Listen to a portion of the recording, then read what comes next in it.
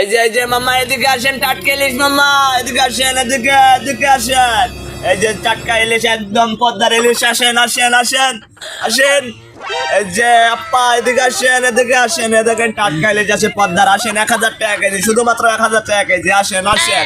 আমার হাজবেন্ড রবিন দীর্ঘ 5 বছর পর সৌদি থেকে আসছে, বলছে আমার হাতের ইলিশ মাছ রান্না খাবে। ভাইজান ইলিশ খেতে চেয়েছে। এই যে আপা আমার কাছে আছে তো, বড় বড় পদ্মার ইলিশ আছে, এটা নিতে পারেন। তাই মামা ইলিশ মাছ টাটকাটা দেন, টাটকাটা।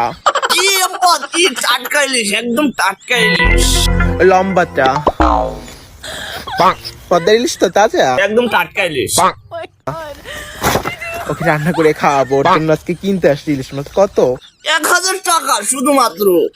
বাবা 1000 টাকা একটাও কম নিবেন না? জি না আপা, 1000 টাকার নিচে নিলে হচ্ছে না আপা। ঠিক আছে নেন। আপা জি, 1000 টাকার নিচে হচ্ছে না আপা। আমার হাজবেন্ডের তো আর টাকার অভাব নাই। পদ্মার ইলিশ খাবেন, টাকার দিকে তাকাতে গেলে হবে আপা, আপনি বড় লোক মানুষ। ওকে ভালো থাকেন। আপা ভালো থাকবেন।